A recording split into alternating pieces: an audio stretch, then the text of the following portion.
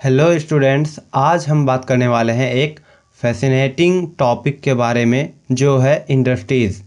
जब हम इंडस्ट्रीज़ शब्द सुनते हैं तो हमारे दिमाग में क्या आता है? फैक्ट्री, मशीन, वर्कर्स, ये सब कुछ। बेसिकली इंडस्ट्रीज़ का मतलब है वो प्रोसेस जिसमें रॉ मटेरियल को यूज़फुल प्रोडक्ट में बदला जाता है। फॉर एग्ज़ाम्पल, आयरन को स्टील में कन्वर्ट करना या कॉटन को क्लॉथ में। इस प्रोसेस से हमें जो फिनिश्ड प्रोडक्ट मिलता है वो हमारी डेली लाइफ में काफ़ी काम आता है।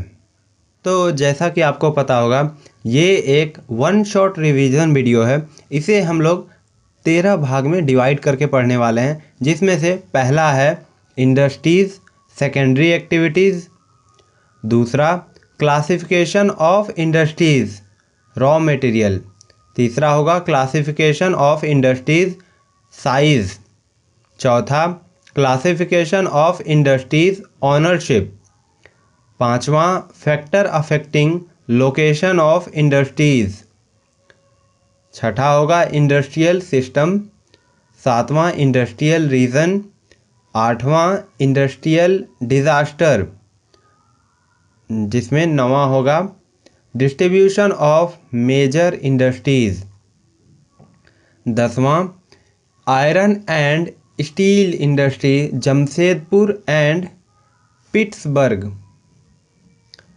11वां होगा cotton textile industries Ahmedabad and Osaka, 12वां होगा इंफॉर्मेशन एंड टेक्नोलॉजी, और 13वां जो होगा उसमें हम लोग कुछ इंटरेस्टिंग फैक्ट्स को देखेंगे। तो फिर चलते हैं अपने पहले टॉपिक में, जो है इंडस्ट्रीज़ सेकेंडरी एक्टिविटी।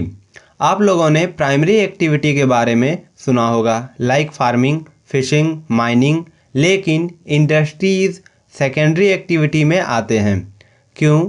क्योंकि प्राइमरी एक्टिविटी से जो रॉ मटेरियल मिलते हैं उन्हें इंडस्ट्रीज़ में प्रोसेस करके न्यू प्रोडक्ट बनाते हैं। सेकेंडरी एक्टिविटी में रॉ मटेरियल को रिफ़ाइन करके फिनिश्ड प्रोडक्ट में कन्वर्ट किया जाता है और इसी को हम इंडस्ट्रियल प्रोसेस भी कहते हैं। तो अब बढ़ते हैं अपने नेक्स्ट दूसरे टॉपिक के पास, जो है classification of industries raw material. तो इंडस्ट्रीज़ को क्लासिफाई करने के लिए सबसे पहला जो हमारे पास बेस होता है वो होता है रॉ मटेरियल के बेसिस पर हम इसे 3 भाग में डिवाइड कर सकते हैं, जिसमें पहला है एग्रो बेस्ड इंडस्ट्रीज़। ये वो इंडस्ट्रीज़ हैं जो एग्रीकल्चर प्रोडक्ट से चीज़ें बनाती है, जैसे कॉटन, शुगर, टी। अब जो दूसरा है वो है मिनरल बेस्ड इंडस्ट्रीज़।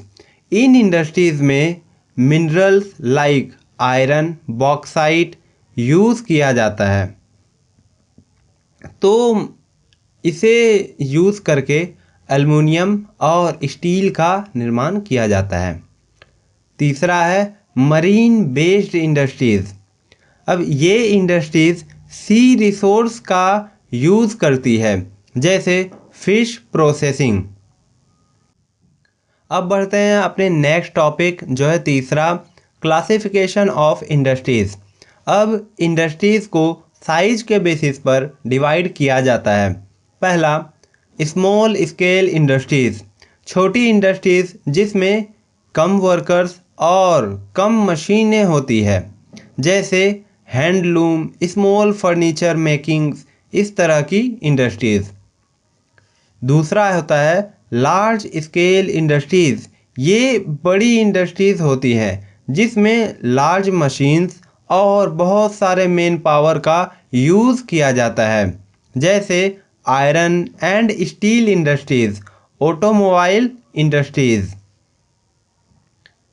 और अब आगे बढ़ते हैं नेक्स्ट टॉपिक, जो है चौथा classification of industries by ownership. अब ओनरशिप के बेसिस पर भी हम इंडस्ट्रीज़ को क्लासिफाई कर सकते हैं। जिसमें पहला है प्राइवेट सेक्टर इंडस्ट्रीज़। ये वो इंडस्ट्रीज़ हैं जो किसी इंडिविजुअल या ग्रुप के ऑनरशिप में होती है, जैसे टाटा, रिलायंस। दूसरा होता है public sector industries. Public sector industries में हम देखते हैं कि इन सभी इंडस्ट्रीज़ को गवर्नमेंट खुद ही ऑन करती है, जैसे ओएनजीसी, भेल, इंडियन रेलवेज, इन सबको हम इसमें कंसीडर कर सकते हैं। तीसरा होता है जॉइंट सेक्टर इंडस्ट्रीज़। इनमें प्राइवेट और गवर्नमेंट दोनों का पार्टनरशिप होता है, जैसे मारुति सुजुकी। चौथा होता है कोऑपरेटिव सेक्टर्स इंडस्ट्रीज़। ये वो इंडस्ट्रीज़ हैं जो लोगों के ग्रुप द्वारा रन होती है, जैसे हम लोग अमूल कंपनी को कंसीडर कर सकते हैं। तो हमारा पांचवा टॉपिक है factor affecting location of industries. अब समझते हैं कि इंडस्ट्रीज़ कहाँ और क्यों सेटअप की जाती है। लोकेशन के लिए कुछ इम्पोर्टेंट फैक्टर्स हैं, जिसमें पहला है रॉ मटेरियल की अवेलेबिलिटी। फैक्ट्रीज़ और इंडस्ट्रीज़ हमेशा यह ध्यान देती है कि रॉ मटेरियल जहाँ पर अवेलेबल होंगे वह अपनी इंडस्ट्रीज़ उसके करीब ही रखना पसंद करती है। दूसरा होता है चीप लेबर, जहाँ उनको सस्ते में लेबर प्राप्त हो जाएंगे। तीसरा है पावर सप्लाई। कांस्टेंट और रिलायबल इलेक्ट्रिसिटी तो इंडस्ट्रीज़ के लिए काफ़ी ज़्यादा आवश्यक होती है। चौथा होता है मार्केट। फिनिश्ड गुड्स को बेचने के लिए मार्केट पास में होना भी बहुत ही आवश्यक है। पांचवा है ट्रांसपोर्ट फैसिलिटी। रॉ मटेरियल और फिनिश्ड गुड्स को एक स्थान से दूसरे स्थान करने के लिए वहाँ की ट्रांसपोर्ट फैसिलिटी को अच्छा होना आवश्यक है। और लास्ट आ जाता है छठा गवर्नमेंट पॉलिसीज़, जिसमें टैक्स बेनिफिट और सब्सिडीज़ इंडस्ट्रीज़ को लोकेशन चूज़ करने में काफ़ी हेल्प करती है। जहाँ की गवर्नमेंट टैक्स में कुछ बेनिफिट्स देगी, उस जगह को इंडस्ट्रीज़ के द्वारा चुना जाता है वहाँ पर उसे सिचुएट करने के लिए। नेक्स्ट हमारा टॉपिक है छठा इंडस्ट्रियल सिस्टम। इंडस्ट्रियल सिस्टम में तीन चीज़ें आती है, इनपुट, प्रोसेस और आउटपुट। इनपुट में रॉ मटेरियल, लेबर और मशीनरी होती है। प्रोसेस में वो स्टेप जिसमें रॉ मटेरियल से फिनिश्ड गुड्स बनते हैं। और आउटपुट में हमें फाइनल प्रोडक्ट जो मार्केट में बेचा जाता है वो देखने को मिलता है। अब इसके नेक्स्ट टॉपिक इंडस्ट्रियल रीजन, जो कि हमारा सातवां टॉपिक है, वो देखते हैं। दुनिया में कुछ स्पेसिफिक एरियाज हैं जहां इंडस्ट्रीज कॉन्सेंट्रेटेड है। इन्हें हम इंडस्ट्रियल रीजन कहते हैं, जैसे नॉर्थ अमेरिका का ग्रेट लेक रीजन, यूरोप का राइन रीजन एंड इंडिया में मुंबई पुणे रीजन, छोटा नागपुर रीजन एक्सेट्रा हमें देखने को मिलती हैं। अब आठवां टॉपिक इंडस्ट्रियल डिजास्टर को देखते हैं। कभी कभी इंडस्ट्रीज के साथ एक्सीडेंट होते हैं जो इंडस्ट्रियल डिजास्टर्स कहलाते हैं, जैसे 1984 में भोपाल गैस ट्रेजेडी हुई थी, जिसमें जहरीले गैस के लीकेज के कारण वहाँ पर सभी लोग जो हैं वो मारे गए थे। इसलिए इंडस्ट्रियल सेफ्टी भी काफ़ी ज़रूरी है।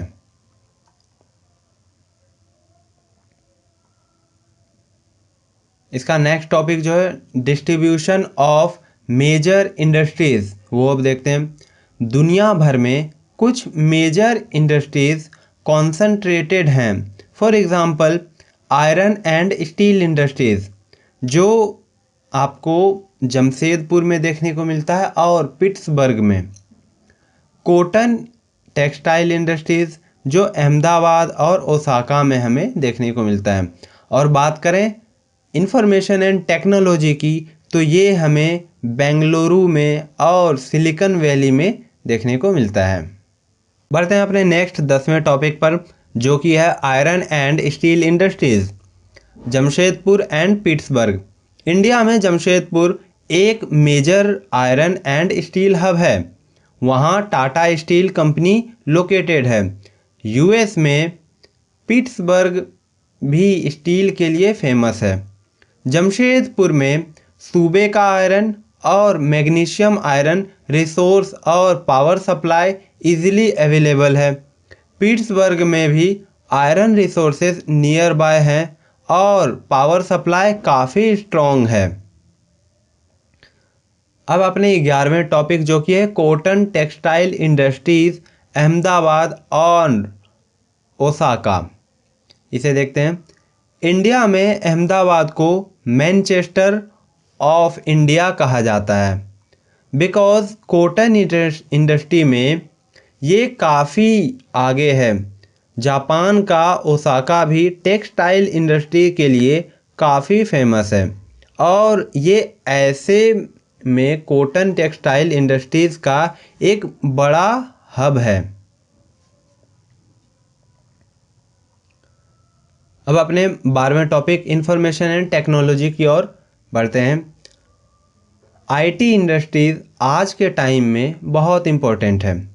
बेंगलुरु को इंडिया का सिलिकॉन वैली कहा जाता है क्योंकि यहाँ आईटी और सॉफ्टवेयर डेवलपमेंट में काफ़ी ग्रोथ है।